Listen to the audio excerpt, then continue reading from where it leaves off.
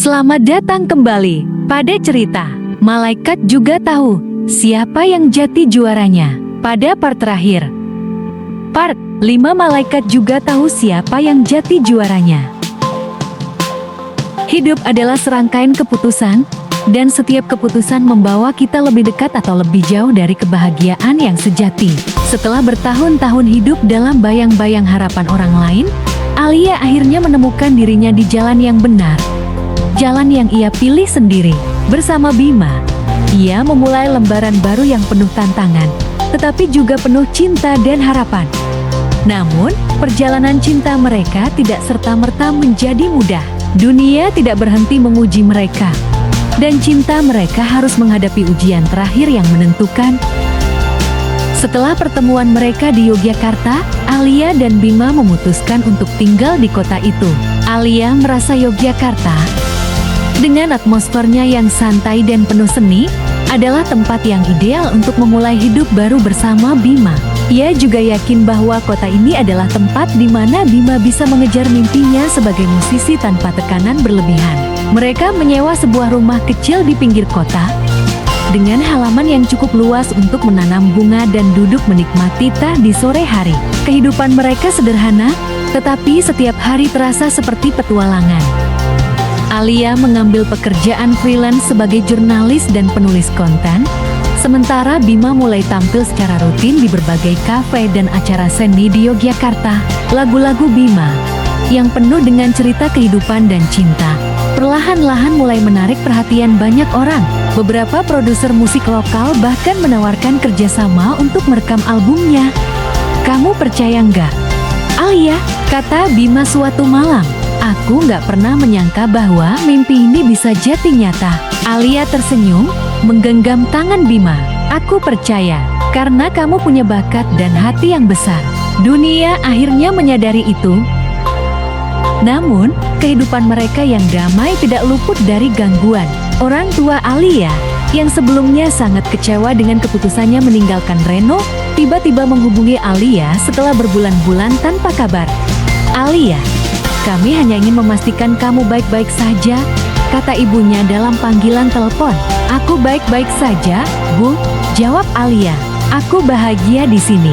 Tapi, hidup dengan seorang musisi jalanan, itu bukan masa depan yang kami bayangkan untukmu," kata sang ibu dengan nada prihatin. Kata-kata itu menyakitkan bagi Alia. Tetapi ia tetap tenang. "Bu, aku tahu ini sulit diterima, tapi aku bahagia. Bima adalah orang yang membuatku merasa hidup. Dia mungkin tidak punya banyak, tapi dia punya hati yang besar." Percakapan itu berakhir dengan ketegangan, tetapi Alia tahu bahwa ia harus bertahan. Ia telah memilih jalan ini, dan ia percaya bahwa kebahagiaan yang ia rasakan bersama Bima adalah hal yang nyata. Pada puncak kebahagiaan mereka, ujian besar datang menghampiri. Suatu malam, dalam perjalanan pulang dari sebuah pertunjukan, Bima mengalami kecelakaan. Sebuah mobil melaju kencang dan menabraknya saat ia menyeberang jalan. Kabar itu menghantam Alia seperti petir di siang bolong. Ia segera berlari ke rumah sakit tempat Bima dirawat. Di ruang gawat darurat, ia melihat Bima terbaring dengan luka-luka di tubuhnya dan wajah yang pucat. "Bima," Alia memanggil dengan suara bergetar. Air mata mengalir deras di pipinya. Bima membuka matanya perlahan, menatap Alia dengan senyuman lemah. "Hai, jangan nangis. Aku masih di sini," katanya dengan suara serak. Dokter memberitahu Alia bahwa kondisi Bima serius. Ia membutuhkan operasi besar untuk memperbaiki tulang di kakinya yang retak. Ada kemungkinan bahwa ia tidak akan bisa berjalan normal lagi, apalagi bermain gitar seperti sebelumnya. Mendengar itu, dunia Alia terasa runtuh. Ia tahu betapa pentingnya musik bagi Bima. Jika ia kehilangan kemampuan untuk bermain gitar, apa yang tersisa dari mimpinya? Selama berminggu-minggu, Alia tetap berada di sisi Bima.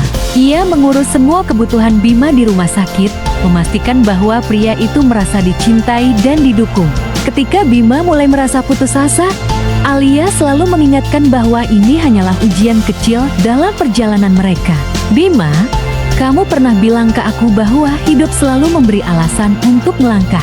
Sekarang aku yang akan bilang itu ke kamu, kata Alia sambil menggenggam tangan Bima erat. Dengan dukungan Alia, Bima mulai menunjukkan tanda-tanda pemulihan. Meskipun sulit, ia belajar menerima kemungkinan bahwa hidupnya akan berubah. Ia mulai belajar memainkan gitar dengan teknik baru yang tidak terlalu bergantung pada kakinya.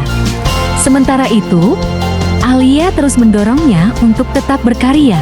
Ia bahkan membantu Bima menyelesaikan beberapa lagu baru yang liriknya ia tulis di rumah sakit. Lagu-lagu itu menceritakan tentang harapan, cinta, dan keteguhan hati dalam menghadapi ujian.